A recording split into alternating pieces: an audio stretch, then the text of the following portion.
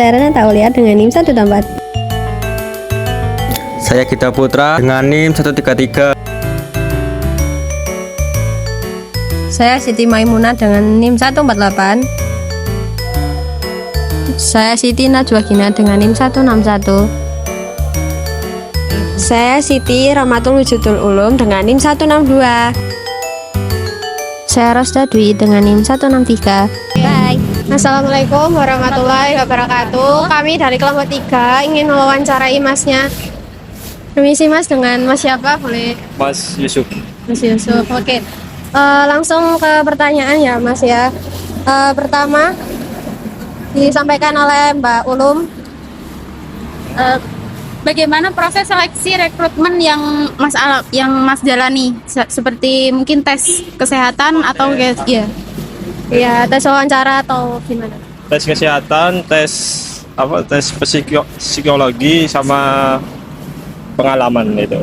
Terus Dari pengalaman kerja gitu ya? ya, terus training, terus seleksi. Trainingnya 7 hari, seleksinya 2 hari. Oh, baik. Oke, pertanyaan kedua disampaikan oleh teman saya. Udah lama bekerja di sini, berapa lama? Sudah 1 tahun 3 bulan. 1 tahun 3 bulan. Motivasi kerja Mas di sini apa? Motivasinya untuk melanjutkan hidup. Ya, Cuman melanjutkan hidup aja, nggak ada motivasi ya untuk Buat masa depan. untuk masa depan nabung, untuk menabung. tabungan gitu ya mas ya? Ya. Pertanyaan selanjutnya. Selanjutnya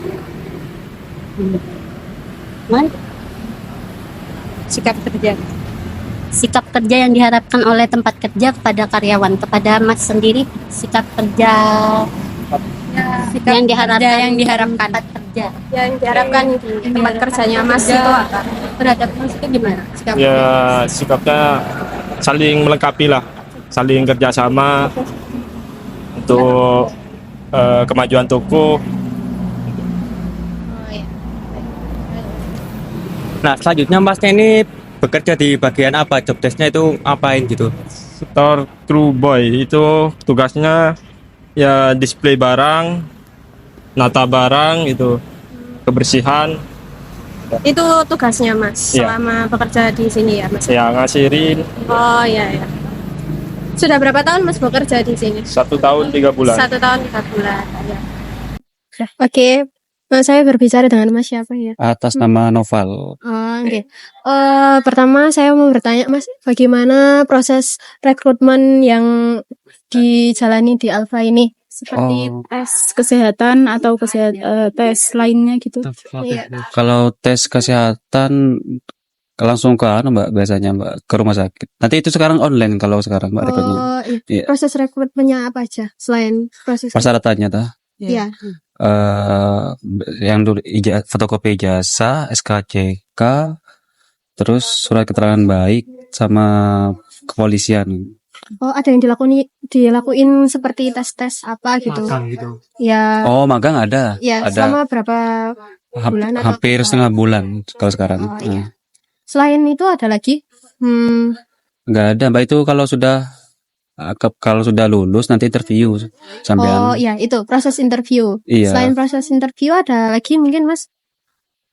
Kalau sudah lulus itu interviewnya nanti di training di pusatnya Mbak. Trainingnya selama itu? Iya, setengah bulan. Setengah bulan. Iya. Baru setelah training itu masnya ngapain lagi? Itu nanti dikasih penempatan nanti Mbak. Baru ditentukan penempatannya Iya. gimana? Setelah itu Kalau baru bekerja. iya. Bekerja itu apakah ada magang lagi atau Oh, gimana? enggak usah Mbak. Langsung iya, resmi karyawannya. Oh, oke. Pertanyaan kedua. Kalau motivasi Mas kerja di sini tuh apa? Motivasi kerja. Kalau motivasinya saya sih Mbak, buat kebutuhan sih. Ya, keluarga juga gitu Mbak. Selain itu ada motivasi lain mungkin buat nikah. Iya. Oh. Iya, ada rencana kalau gitu Mbak. Tetap iya Mbak. Iya. Yes. Sikap kerja yang diharapkan tempat kerja terhadap karyawan itu apa, Mas? Sikap kerja. Iya. Ya. Oh, Kayaknya gitu di tempat Karyawan kerja itu itu gimana? syarat-syaratnya apa sikap buat karyawan? kalau syarat-syaratnya yang penting itu integritas ya Mbak ya. Terus SOP yang penting sih. Iya. Ya SOP standar SOP perusahaan. toko gitu ya Mas ya? Iya. Iya. Oke. Selanjutnya. Nah, selanjutnya itu masnya itu kerja di bagian apa? Job desk-nya itu ngapain gitu? Oh, saya bagian penanggung jawabnya, persipnya. Setiap toko itu nanti kan ada persipnya itu, Mas. Penanggung jawabnya itu ada setiap shiftnya itu bergantian.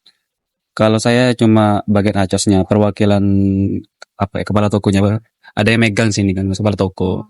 Saya asistennya. Oh, sampean asisten Iya. dari kepala toko di Alfa sini. Iya. Oke. Orang tanya lagi? Sudah. Sudah Mas, terima kasih ya Mas ya. Kerja selama Mas sudah Oh, bekerja iya, Mas. di sini berapa Mas lama sudah selama? bekerja. Kalau di sini 3 tahun saya. Sudah 3 tahun. Iya, 3 tahun.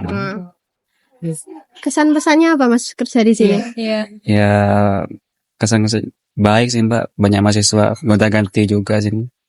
Kesan di apa itu Mas? Bukan. Bukan. Iya. Lebih ke apa ya? Sosialnya itu enak sini ya. Iya. Mudah. Oh, iya. Generasi muda semua. Oh, Iya.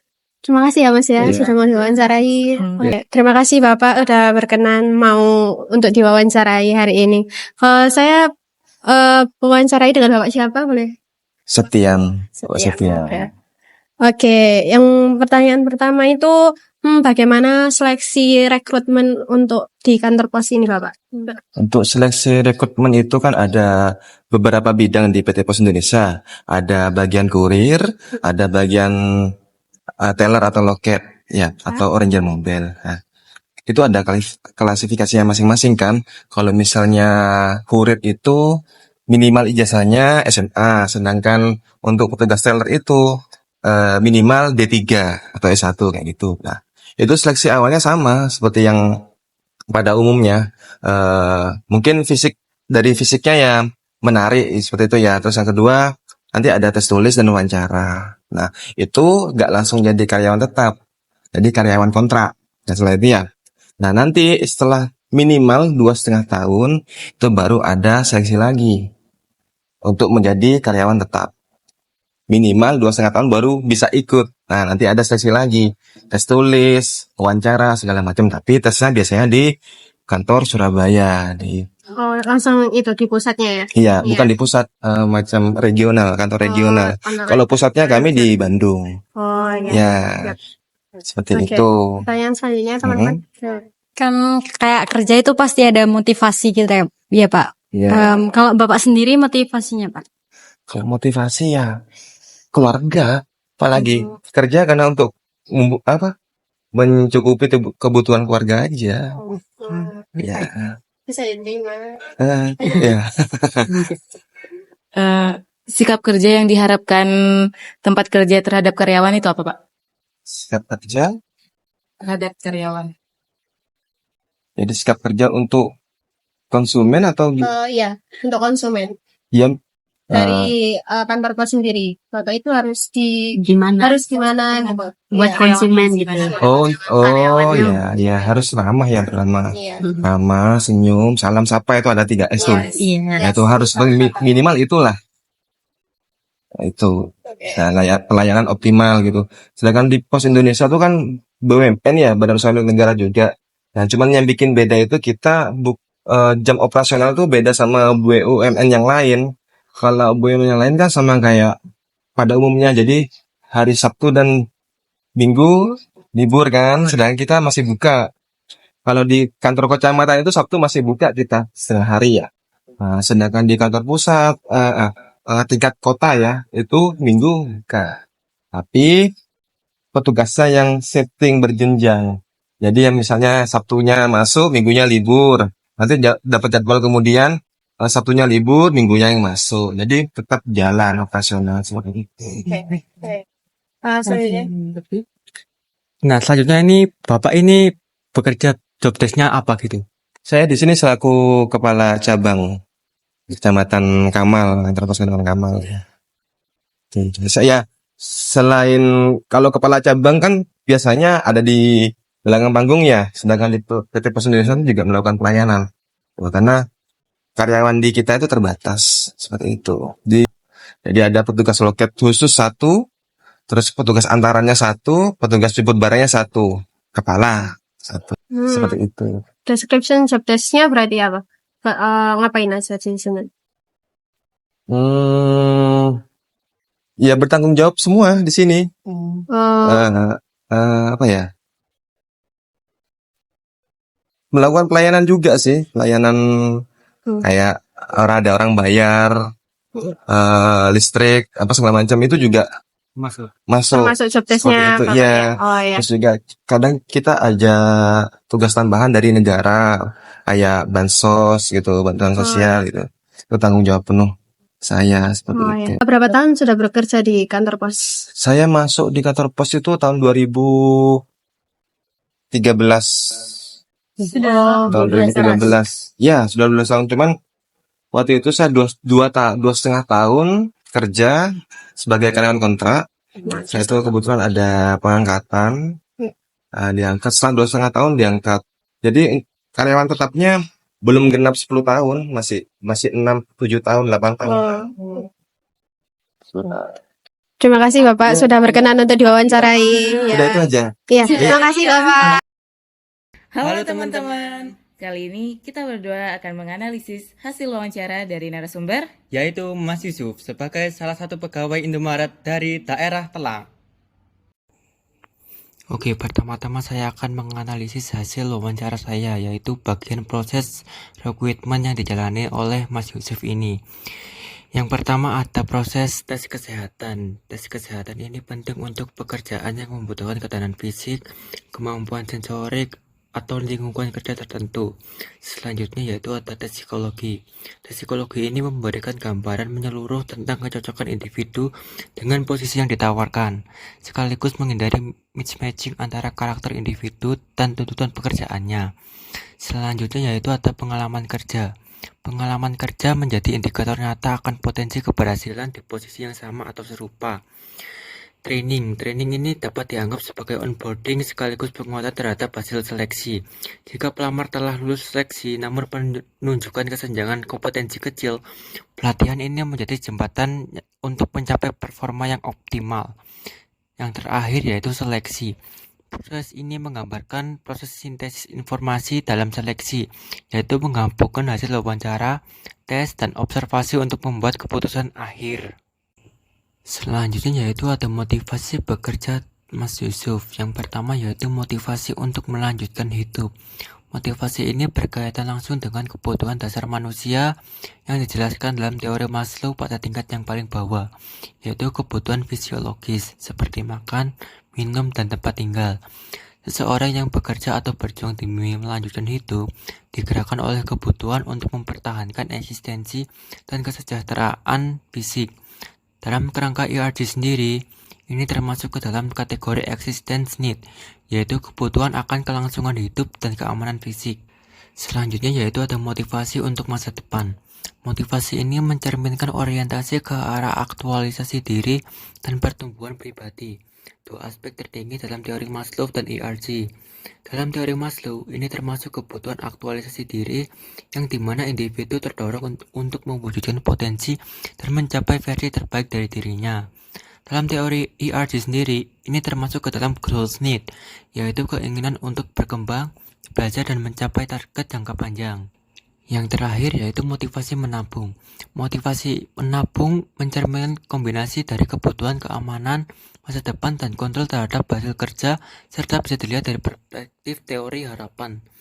Individu memiliki harapan bahwa dengan bekerja, mereka bisa memperoleh pendapatan, dan dengan menyimpan atau menabung, mereka akan mendapatkan keamanan atau peluang di masa depan. Ini juga mencerminkan nilai valensi dalam teori harapan, yaitu nilai atau daya tarik dari hasil tertentu, seperti memiliki tabungan untuk pendidikan, investasi, atau dana pensiun. Selanjutnya yaitu sikap kerja. Sikap kerja yang diinginkan oleh tokoh menurut Mas Yusuf adalah saling kerjasama untuk kemajuan tokoh. Sikap kerja itu sendiri adalah kondisi pribadi seseorang yang terbentuk melalui pengalaman dan berperan aktif dalam mengarahkan perilaku kerja. Dalam konteks toko atau lingkungan usaha, sikap kerja yang positif seperti kerja sama tim sangat penting untuk mendorong pertumbuhan dan keberhasilan jangka panjang. Di sini ada 3 komponen sikap menurut Alport. Yang pertama yaitu afektif, perasaan, yang kedua kognitif, pengetahuan dan keyakinan, dan yang ketiga perilaku atau tindakan nyata. Karyawan yang memiliki sikap positif terhadap kerjasama akan merasa senang, puas, dan bangga bisa bekerja dalam tim. Mereka percaya bahwa kerjasama mempercepat penyelesaian tugas, meningkatkan pelayanan, dan memperkuat posisi toko di mata pelanggan. Karyawan cenderung aktif, membantu rekan kerja berbagi informasi penting, dan menyelesaikan konflik secara damai demi tujuan bersama. Yang selanjutnya yaitu faktor yang mempengaruhi sikap kerjasama, yaitu ada pengalaman pribadi, kebudayaan, dan pengaruh sosial. Dampak positifnya sikap kerjasama terhadap kemajuan toko, yaitu meningkatkan kepuasan kerja, memperkuat komitmen organisasi, menciptakan keadilan interaksional.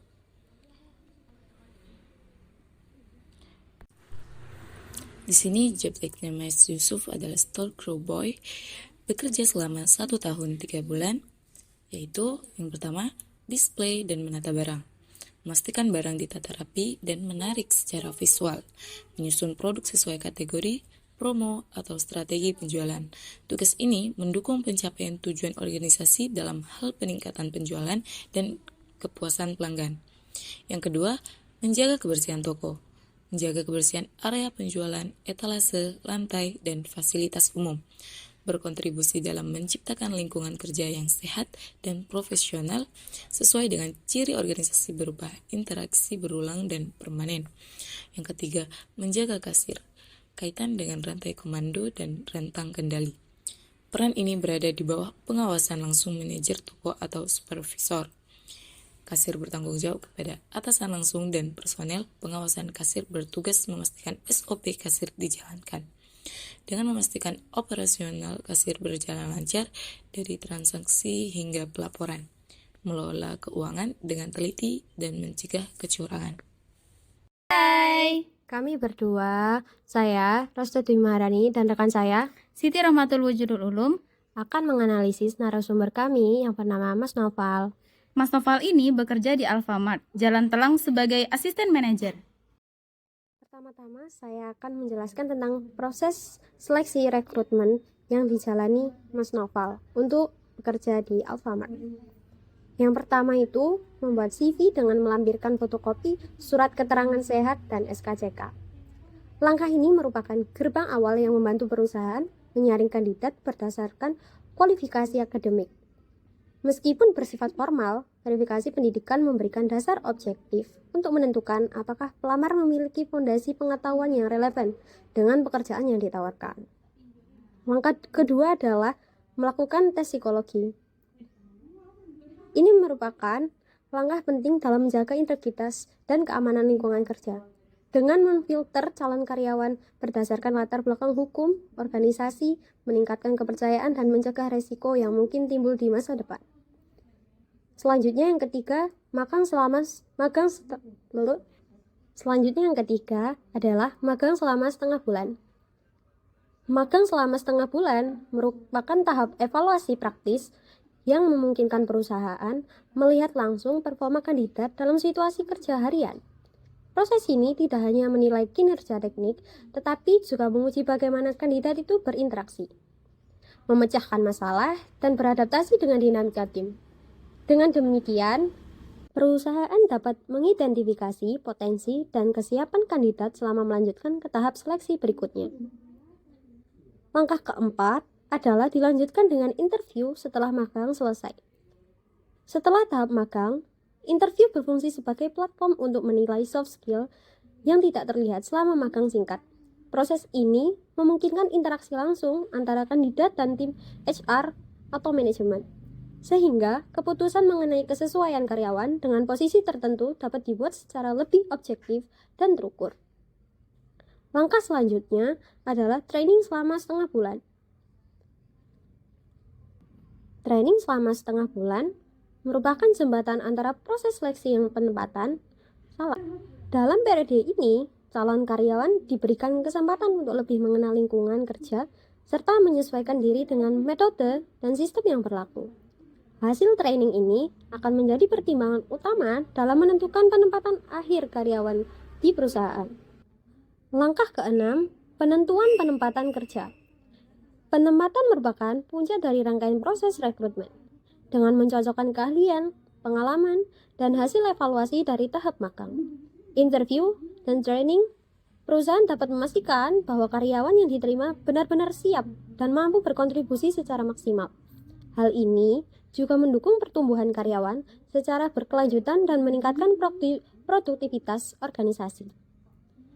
Lalu, langkah selanjutnya, Mas Novel bisa mulai bekerja. Selanjutnya ada motivasi.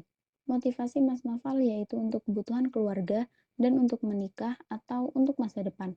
Dari motivasi ini masuk dalam beberapa teori seperti teori Maslow dalam hierarki kebutuhan yang masuk pada opsi kebutuhan rasa aman, yaitu untuk memenuhi kebutuhan keluarga yang stabil secara finansial.